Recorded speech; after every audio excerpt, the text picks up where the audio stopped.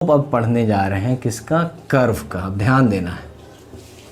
तो सबसे पहली बात, किसी भी कर्व का अगर देखते हैं स्लोप, ठीक है, तो इस पॉइंट पे अगर निकालना है, यहाँ निकालना है, यहाँ निकालना है, कुछ भी नहीं दिया हुआ आपको, बस सिंपली दिया हुआ कि एक कर्व है।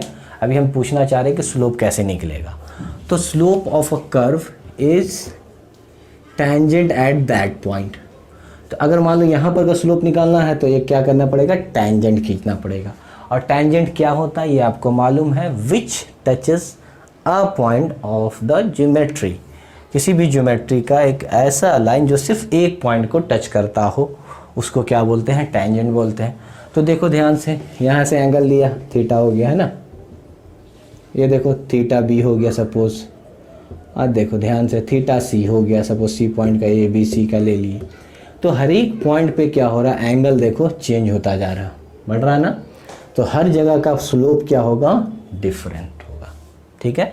तो एक बात समझ में आ रहा है कि slope of a curve is the tangent, और ये हमेशा स्लोप यहाँ पर का कैसा होता है, वेरिएबल होता है। तो इससे आइडिया क्या पता चल रहा है, इससे आइडिया ये पता चला कि जब कभी भी स्लोप निकालना होगा किसी भी कर्व पर का, तो हम कर्व का अगर स्लोप निकालना चाहते हैं तो वहाँ पर सिंगल पॉइंट के बारे में बात होना चाहिए कि ए पर आपको निकालना है, बी पर।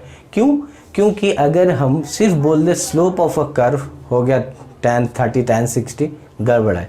वो सिर्फ एक पॉइंट का बताता है, पूरे कर्व का नहीं बताएगा, क्योंकि हर एक पॉइंट पे क्या हो रहा, स्लोप क्या हो रहा, डिफरेंस हो रहा, डिफरेंट हो रहा। तो किसी भी पॉइंट पर का हम लोग स्लोप निकाल सकते हैं।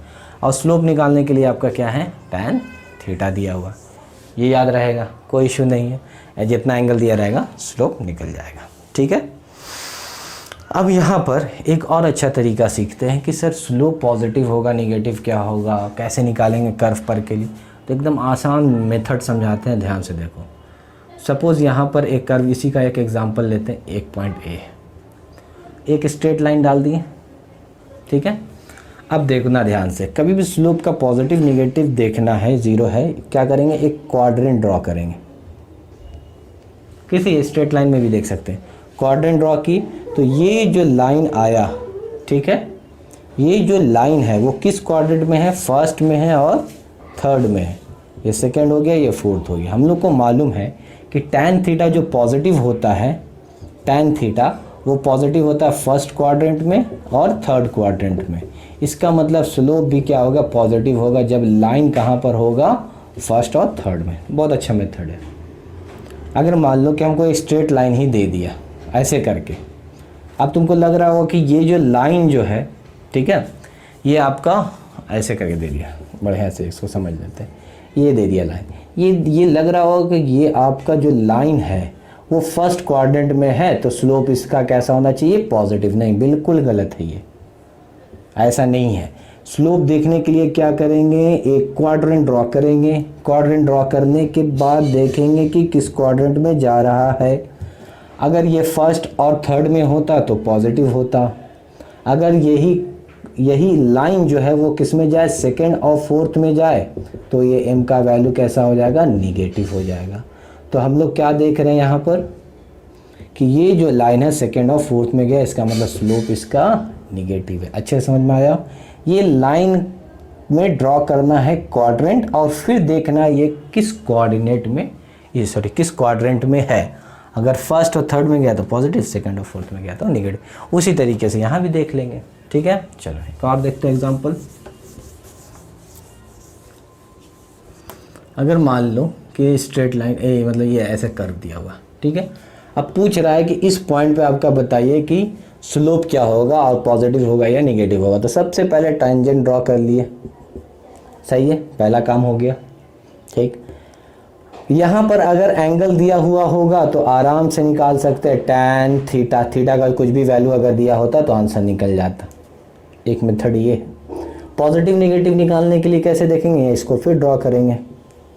तो हम लोगों ने देखा कि फर्स्ट में गया और किस में गया, थर्ड में गया, इसका मतलब स्लोप क्या है, पॉजिटिव है। तो इतना तो पता चल गया कि स्लोप आपका कैसा है, पॉजिटिव है। अब यहाँ पे निकले क्या, कब, जब एंगल दिया हुआ होगा तब। अगर एंगल नहीं दिया हुआ है, सिर्फ थीटा लिखा हुआ, तो इस पॉइंट का कोऑर्डिनेट दिया होना चाहिए, तब निकल जाएगा। जैसे देखो, इसी का एग्जांपल ले रहे हैं, अच्छे से देखोगे। ये सपोज एक लाइन है, ये एच सी वर्मा में एक क्वेश्चन है और ये इस तरीके से गया हुआ है, एक पॉइंट दिया हुआ ए, ठीक है। चलो इतना ही एग्जांपल समझो। और इसका कोऑर्डिनेट दिया हुआ, सपोज हम अलग से ले रहे हैं, ये 2 दिया हुआ और ये 4 दिया और यहाँ पर लिखा हुआ -2, ठीक है। इसका निकालना है स्लोप, कहाँ पर का, ए पर का। तो ए पॉइंट पर का स्लोप कैसे निकलेगा उसको देखते हैं, ठीक है। तो ए पर स्लोप निकालने के लिए क्या करेंगे, एक टेंजेंट ड्रॉ कर दिया, ठीक है।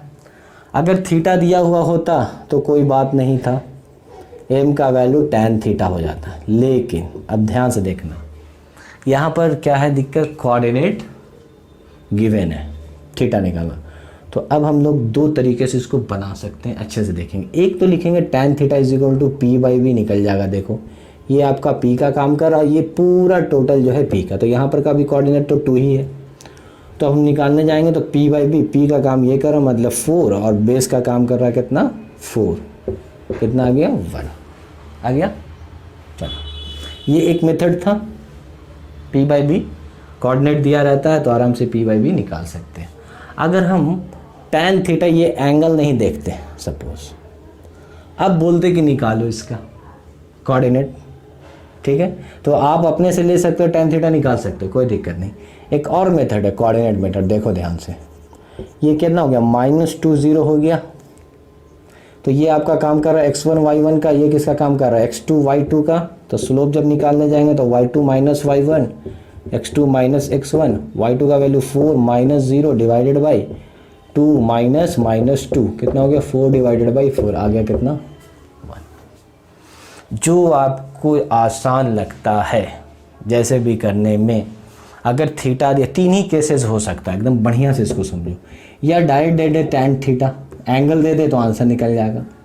अगर मान लो एंगल नहीं दिया जाता, कोऑर्डिनेट दिया होता है, कोऑर्डिनेट दिया होता तो tan थीटा आराम से निकाल सकते हैं हम लोग p/v करके, एंगल वाला और ये वाला रिलेशन। और सिर्फ हम लोग को ओनली कोऑर्डिनेट दिया हुआ है, कुछ नहीं, एंगल का थीटा भी नहीं दिया हुआ, तो हम लोग निकाल सकते हैं ΔY/ΔX। कोई भी निकालो, एक आंसर बन जाएगा। पॉजिटिव होगा नेगेटिव देख लेंगे, कोऑर्डिनेट ए क्वाड्रेंट ड्रॉ करके, ठीक है। चलो ये देखो 4 डायग्राम दिया हुआ। अब डायग्राम में हम लोग को देखना है कि स्लोप कैसा है, इंक्रीजिंग है या डिक्रीजिंग। जैसे इस क्वेश्चन में हम लोग को पता करना है कि स्लोप ए से सी की तरफ जब जा रहे हैं तो क्या हो रहा है, बढ़ रहा, घट रहा, क्या हो रहा है, इंक्रीज हो रहा, डिक्रीज हो रहा। तो यहाँ पर हम लोग सिर्फ ये चेक करना, तो एक टेंजेंट ड्रॉ कर लिए, ये थीटा ए हो गया, फिर टेंजेंट ड्रॉ कर लिए, ये थीटा बी हो गया, फिर एक टेंजेंट ड्रॉ कर लिए, ये थीटा सी हो गया। तो हम लोग देख रहे हैं, एक अच्छे से बात को समझना है क्या, कि ये सारा जो एंगल है, पहले ये समझना है, सारा जो एंगल है वो क्या है, 90 डिग्री से कम है, मतलब एक्यूट एंगल है। सभी एंगल एक्यूट एंगल के अंदर में आता है, ठीक है। अब इसमें देखना है कि स्लोप का क्या है वैल्यू, इंक्रीज हो रहा, डिक्रीज। तो हम लोग एक्यूट एंगल में देख रहे थे कि 0 से लेकर जब हम लोग 90 डिग्री तक के जा रहे थे तो यहाँ पर स्लोप 0 होता था, और जब इनफाइनाइट पे 90 डिग्री तो इनफाइनाइट हो जाता था। मतलब जैसे जैसे एंगल बढ़ रहा है, एक्यूट एंगल के केस में जैसे जैसे एंगल बढ़ रहा, 30, 45, 60 ऐसे हो रहा, वैसे वैसे स्लोप भी इंक्रीज कर रहा है। तो यहाँ हम लोग क्या देख रहे हैं कि theta C is greater than theta B is greater than theta A, ठीक है। तो इसका मतलब slope at C is greater than slope at B at greater than slope at A. Clear, कोई दिक्कत नहीं होना चाहिए यहाँ पर। चलो ध्यान से देखो, ये वाला अब देखते हैं। ये देखो स्लोप यहाँ है, ये थोड़ा स्लोप और ये थोड़ा स्लोप गया, ठीक है। तो यहाँ पे भी देख रहे हैं वही एक्यूट एंगल के टर्म में आ रहा है, लेकिन यहाँ पे थीटा सी क्या है, सबसे छोटा है, ठीक है। और यहाँ थीटा डी सब, थीटा सी जो है वो स्मॉलर है, थीटा भी उसके बाद है, उसके बाद छोटा। तो यहाँ क्या है, slope at C, slope at B, slope at A. Clear. इसमें अगर बोलें कि स्लोप ए से सी में क्या हो रहा है, तो ए वाला देखो कम है स्लोप का वैल्यू, मतलब यहाँ पर क्या हो रहा है, पहले क्या था छोटा, फिर और छोटा, फिर और बड़ा हो गया, मतलब इंक्रीजिंग हुआ।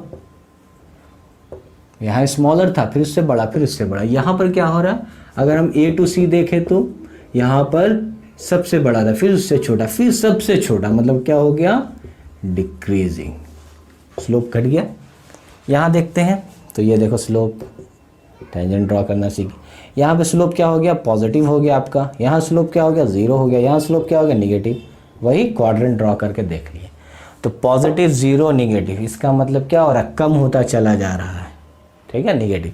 तो इसका मतलब ये क्या हो गया, डिक्रीजिंग स्लोप हो गया यहाँ पर। अगर ए और बी पे बोला जाए तो टेंजेंट ड्रॉ कर देंगे तो स्लोप का वैल्यू क्या हो जाएगा, दोनों जगह पर 0 हो जाएगा, ठीक है। कोई पूछता है कि ए पर बताओ क्या होगा स्लोप का वैल्यू, बहुत अच्छा क्वेश्चन है। तो स्लोप का वैल्यू, एम का वैल्यू यहाँ देखेंगे, इस पॉइंट पे क्या होगा, तो पॉजिटिव नहीं, वैल्यू पूछ रहा, तो एम का वैल्यू कितना हो जाएगा, tan थीटा। और ये जगह जब निकालने जाएंगे तो ये कितना हो जाएगा, 90 degree, that is infinite. Clear, बात समझ में आया। इस तरह का क्वेश्चन मिलेगा, और भी डीप डेप्थ में इसको हम लोग आगे जाकर पढ़ सकते हैं कहीं कहीं पर। स्लोप का तो ऑलरेडी हो चुका, सभी जितना भी कैटेगरीज है सब बता दिए। इसका इस्तेमाल हम क्यों पढ़ा रहे हैं, 2 पार्ट में इसको क्यों पढ़ाएं। 2 पार्ट में पढ़ाने का क्या रीज़न था कि स्ट्रेट लाइन का जब ग्राफ खींचने आएगा तो स्लोप का ज़रूरत पड़ेगा, और जब डिफ्रेंशिएशन पढ़ाएंगे तो वहाँ पर इसका ज़रूरत एकदम पड़ने वाला है। इसीलिए अच्छे तरीके से इस दोनों को, वीडियोस को अच्छे से आपको देखना है। स्लोप पार्ट 1 का लिंक हम डिस्क्रिप्शन बॉक्स में डाल दे रहे हैं, आप जाके उसको देख लो। और फिर ये अब बहुत अच्छे से बस 2 ही 3 चीज़ का बात करें। अगर समराइज करें पूरे वीडियो को, दोनों पार्ट को, तो एक में कोऑर्डिनेट दिया रहता तो क्या फार्मूला है, ठीक है। एक में एंगल दिया होगा तो क्या फार्मूला होगा, सिर्फ एंगल। अगर कोऑर्डिनेट एंगल दिया होगा तब कैसे स्लोप निकालते हैं, बस ये सिंपल सा मेथड का यूज़ करके हम लोग आगे बढ़ सकते हैं। सिर्फ फिज़िक्स का जितना यूज़ करना उसके लिए काफ़ी है, ठीक है। चलो, थैंक यू वेरी मच।